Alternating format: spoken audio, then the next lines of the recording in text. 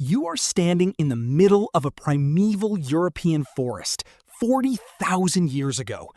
The air is 28 degrees Fahrenheit, and every breath pulls frost into your lungs.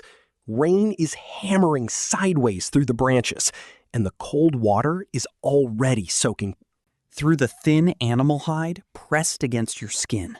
Somewhere to your left, deep in the black tangle of oak and pine, a branch snaps under something heavy. You freeze. You look up. The canopy is too dense. Every star is gone. The moon is invisible. You've been walking for 3 hours, and the terrain has shifted beneath you. The stream you were following, the one that always runs south back to camp, has split into 4 separate channels. Every ridge looks exactly like the last. Your tribe is out there, maybe 2 miles away, maybe 10. And right now, the only thing between you and a cave lion is the fact that it hasn't found you yet. Here's the terrifying reality your ancestor was facing. A modern human, blindfolded on a flat, featureless surface, cannot walk in a straight line for more than 50 feet. Meters. This isn't fear or disorientation. This is hard biological fact. A 2009 study published in Current Biology by Jan Salmon at the Max Planck Institute tested this exact scenario across open fields and dense forests. Without a fixed visual anchor, a tree, a star, a mountain. The human gait is asymmetric. Your left and right legs have subtly different stride lengths. That tiny mechanical imbalance compounds with every step. Within 100 meters, you are walking in a slow, tight arc. Within 300 meters, you've completed a full circle and returned to your exact starting point, genuinely believing you've been moving forward the entire time. The animal kingdom solved this problem millions of years before we got here. Desert ants of the Sahara, Cataglyphus, Fortis use a biological system called path integration. They count every individual footstep, calculate the angle of each turn against the sun's position, and maintain a precise internal vector home, even after traveling 1,600 miles. Feet through featureless, shimmering sand. Sea turtles navigate 1,400 miles of open ocean using iron oxide crystals embedded in their skull that detect the Earth's magnetic field like a living compass. A migratory songbird carries a built-in star map derived from the Earth's rotation of the night sky, imprinted into its neural architecture at birth. You have asymmetric legs and a bad sense of direction. Statistically, a lone human in dense wilderness, without tools, has a survival window measured in days. Not from starvation, from predation. The cave hyena, Crocuta crocuta, had bone-crushing jaws capable of 1,000 pounds per square inch of bite force. Weighed 190 pounds, ran at 37 miles per hour, and hunted in packs of 20 to 30. A solitary, lost human, sleeping on the forest floor at night, was not a threat. It was a meal. By every metric of physical biology, our species should have wandered into circles and been eaten. We had no built-in compass, so we had to build one. From scratch. The first weapon was observation, at an almost obsessive level of precision. Early humans couldn't feel the Earth's magnetic, but they discovered that the world around them was already broadcasting directional data constantly, silently, in every direction. The next generation of navigation systems? Pattern of moss growth on tree trunks, the way certain species of oak leaned their heaviest crown toward the south to maximize sun exposure in the northern hemisphere. The fact that anthills in temperate forests are almost always built on the southern face of a mound, where the sun hits first in the morning. Theories. They were repeatable observations that could be taught to a child in a single afternoon and memorized for a lifetime.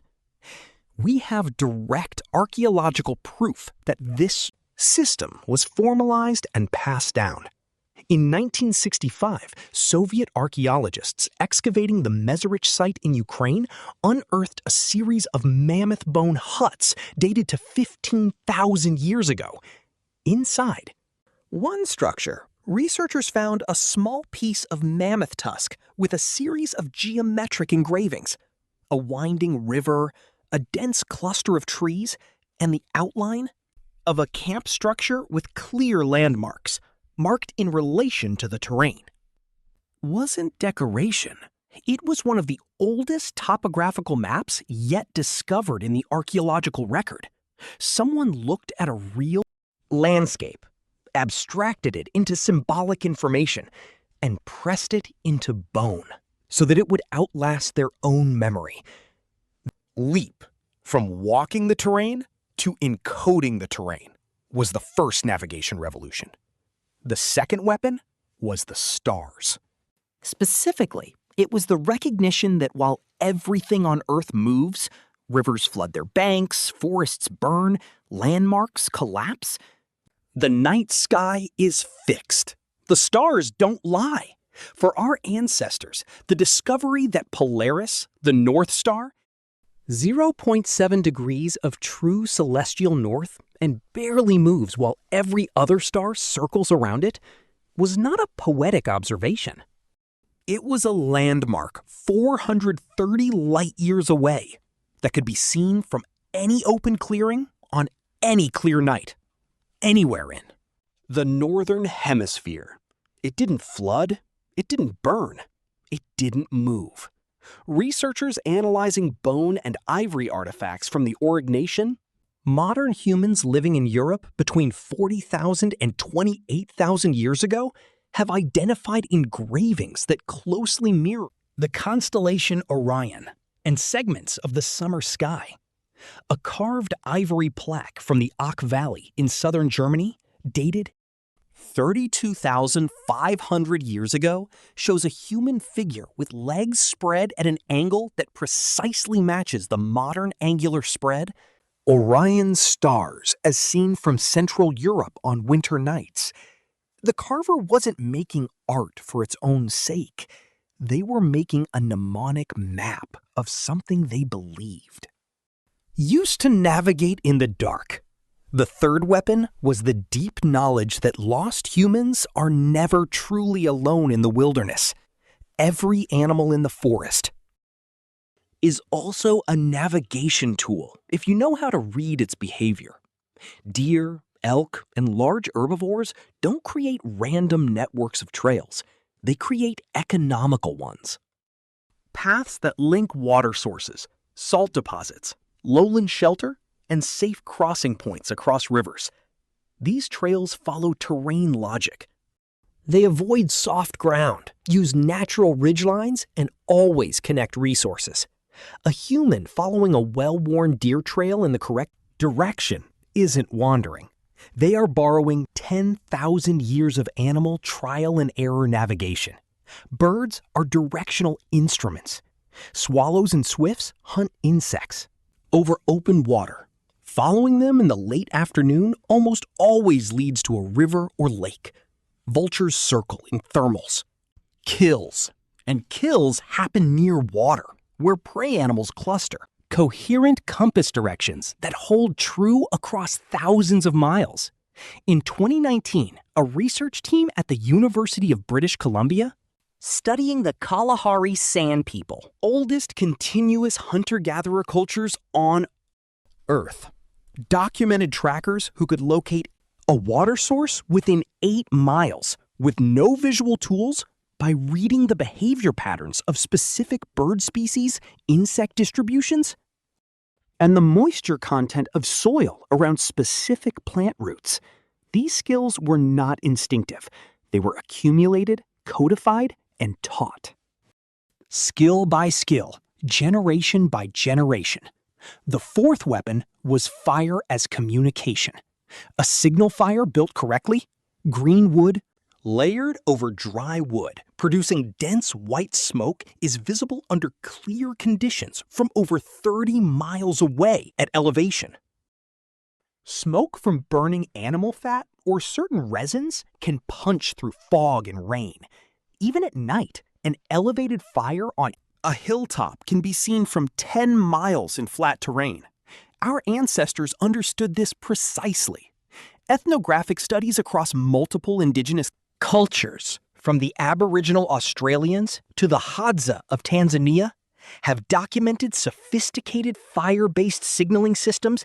Lost or late-returning hunters. 3 fires in a triangle meant emergency. A single sustained fire on high ground meant safe camp. The smoke column was a directional arrow pointing home from any angle. The oldest confirmed evidence of deliberate signal fire structures to around 164,000 years ago from the Pinnacle Point cave sites in South Africa, where researchers found hearth arrangements suggesting just cooking fires, but fires positioned at cave mouths facing the open sea, potentially used to guide coastal foragers back to camp. Here is what actually kept the species alive. It wasn't any single tool. It wasn't the star maps or the moss patterns or the signal fires. In isolation, it was the fact that every single one of those weapons was collective, not owned by an individual, owned by the tribe. A lone hunter might lose a landmark in a storm. The elders, the ones who had walked that territory for 40 years, held a mental map so detailed it included which specific river bend flooded in spring, which hillside the elk favored in October cold, and exactly how many days' walk it was to the coastal salt flats. When young hunters pushed out into uncharted ground for the first time, they didn't go naked into the unknown. Carried 5 generations of accumulated geographic memory, transmitted not in writing, but in stories, songs, and ritual dances that encoded directional information so deeply that researchers like David Lewis, in his groundbreaking 1972 study of Polynesian wayfinding, found that Pacific Islanders could recite navigation routes as memorized verses, the star that should sit above them. Horizon at midnight, the direction of the prevailing swell, the birds that signal landfall, all embedded in chants passed down without a single word being written. Kept the knowledge alive because they understood something about survival that we have quietly forgotten. No individual survives alone. The knowledge in one mind is fragile. The knowledge in 1,000 minds, spread across generations, tested against reality, refined over centuries, is indestructible. When a hunter didn't return by nightfall, the tribe didn't calculate the acceptable loss and move on. They built a fire on the highest ground they could reach, stacked it high, and kept it burning until dawn, because the cost of losing a skilled hunter was greater than the cost of the wood. They built it because they knew one person carrying their tribe's knowledge of it, a distant mountain pass, was worth more than any other resource in the camp. For 2 million years, your ancestors memorized the position of stars that no longer exist. Read messages in the flight paths of birds that are now extinct, and carved maps into bone so that someone, maybe their child, maybe their grandchild, maybe a stranger from the next valley, would not have to die alone in the dark. They developed an unbroken chain of knowledge so dense and so precise that it eventually allowed a species with no built-in compass, no magnetic sense, no star map printed into its neurons at birth to navigate to every landmass. And over time, that was enough.